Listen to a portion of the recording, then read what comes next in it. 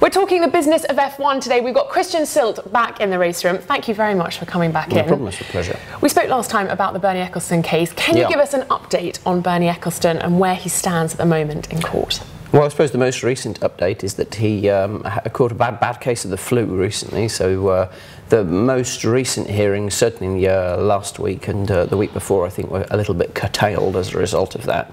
But probably the biggest development is that Gerhard Grabkowski, who is this former banker who received $44 million from Bernie and his family trust, which is this money that is under dispute. Essentially, the German prosecutors say it was a bribe. Bernie says it was essentially a payment that he made to silence the banker. So this banker, Mr. Grabkowski, he recently gave evidence and testified that it wasn't clear when he received the money as to what it was for, which is interesting because it sort of blows a bit out of the water the theory that it was a bribe, because if he didn't know what it was for, what the payment was for, then it's hard to see how there could have been terms attached to it.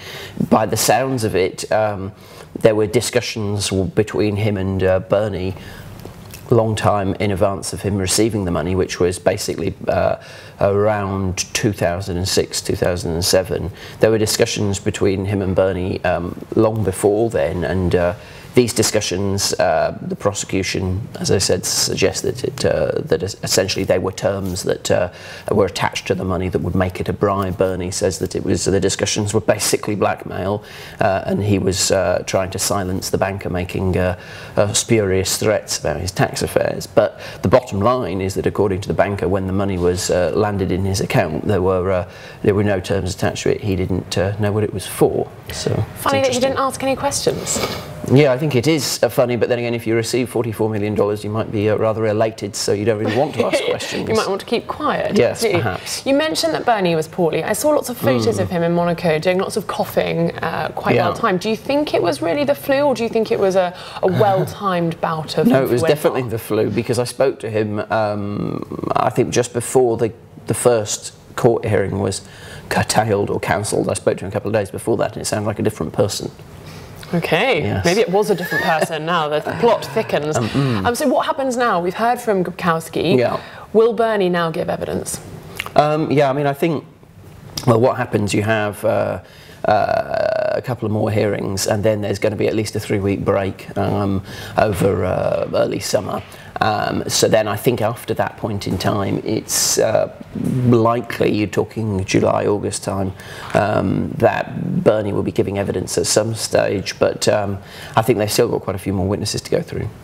Gosh, the trial continues and we'll be watching it. Indeed. Thank you very much for that update. Now, looking at the F1 grid as it stands, we've got 11 teams, lots of rumbling that's been going on about the Harz Racing coming in, but more importantly, we've now just had news that another team is interested, a Romanian-based one called Forza Rossa. Yes. What do you know about that, Christian?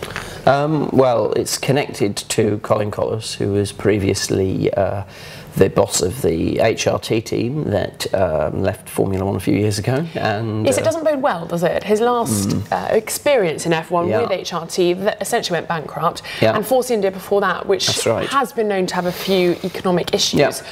So do we trust this rumour that they're coming in? Is this a... I'm sure there's interest. I mean, people who've been involved with Formula One historically seem to have ways of raising money and raising interest to come back in. That's happened repeatedly with all sorts of different people. So I mean, it wouldn't surprise me at all if the rumours are genuine. Whether the team ever actually gets to the grid is a different matter. I mean, the bottom line is that there are multiple teams at the minute that are facing financial difficulties. Largely those are middle to the bottom of the grid, and any new team is going to be in that bracket. So it would seem hard to imagine why people would want to risk putting money behind one. And also why they'd risk it at the moment, where the teams don't seem to be in a very strong economic position. State of flux. Exactly, and so many rule changes and constantly having to improve the car. So it's going to sort of eat up a lot of money as it is. So why now? Why are people starting to rear their heads? Well, I think this is the key question, because the other team you mentioned, Harz, the American team, they were looking at coming in 2015, and the latest talk strongly suggested it's going to be 2016. And obviously the question on a lot of people's lips is whether the 2016 is going to move forward, I mean, and end up 2017 and beyond. I mean, the difficulty with any American team, and Harz is looking at being based in America, the difficulty with that is that they have this precedent of a previous team, US F1, which was due to join F1 in 2010 and never actually got to the grid because it couldn't raise the money. They were looking at being based in a similar part of the States, the East Coast, and there are many hurdles with that, because you have many of the teams get freight allowances to transport cars and a certain amount of freight to international races, and that leaves Europe. So if you're based in America, you may well not get access to that. Point number one. Then you have point number two, the key issue really, which is that a lot of the, or the vast majority of the staff who are skilled in Formula One are based in Europe, not in the States.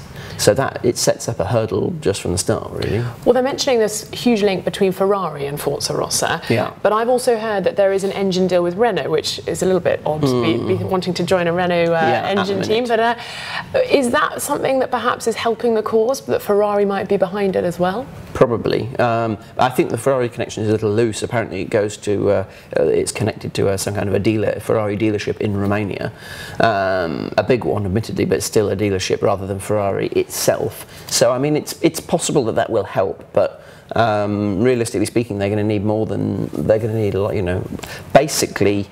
Bernie told me a month or two ago that any new team really is going to burn through $1 billion in 4 years. So it's 200 million a year. Whew, you don't think it's going to be the sort of Toro Rosso equivalent to the Red Bull team? It's not going to end up say so. No, I don't think so. I think it would have to be done in a more of an official manner for it to gain that kind of a status. Well, we talked about new teams. Let's talk about new race circuits. Sure. Azerbaijan. Bernie said it's done and dusted. He says it will happen. Can we take his word for it? Yeah, I think so. He says it's 2015. There's a slight question mark as to whether that will slip to 2016, just simply because of the time constraints involved with getting a new track off the grid, you know, and up and running in basically just around a year. But I mean, I don't think there's any doubt that the deal has been signed. Is it quite odd that a country such as Azerbaijan is able to put on a Grand Prix, to host it at a circuit that's relatively, apart from one of the straights, it's going to be almost completely rebuilt, when places like New Jersey can't manage to get that over the line with Bernie?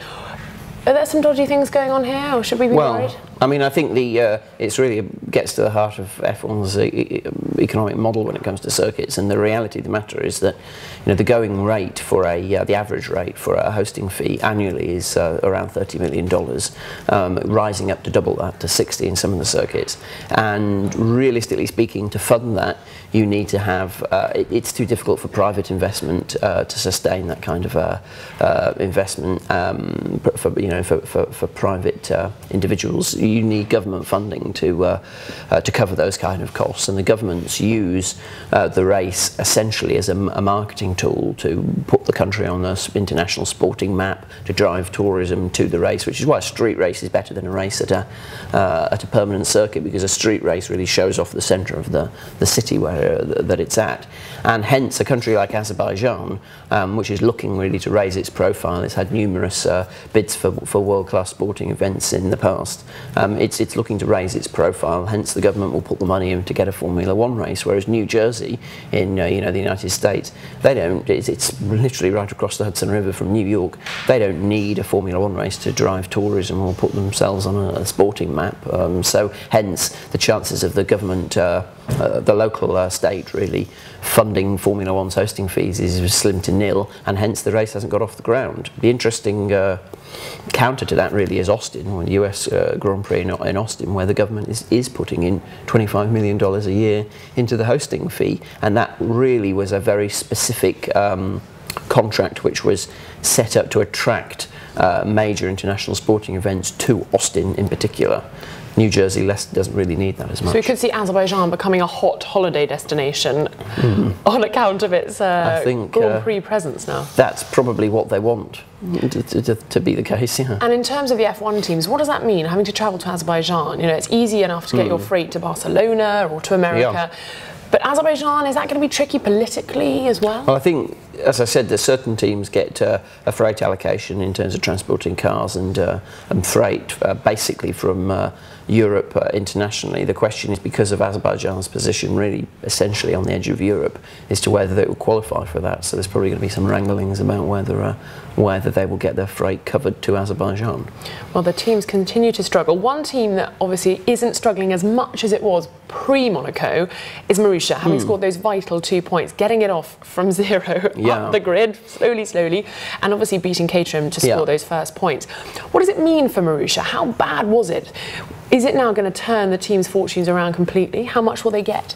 Well, I mean, I think roughly speaking, if it ultimately the prize money, which is what really the points ultimately at the end of the year generate prize money, and it's based on the standing in the championship.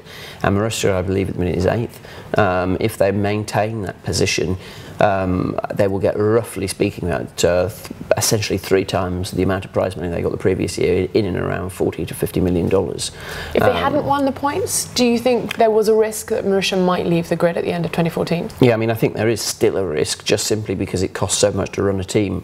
Basically, about 200, I think our figures come to about between $210 and $220 million a year on average, which is a lot of money, particularly when you see Mauritius as a team that's owned by, or at least connected in name, to a car manufacturer that's no longer reportedly making cars. Yes. Which was a recent development, so that potentially calls into question its raison d'etre.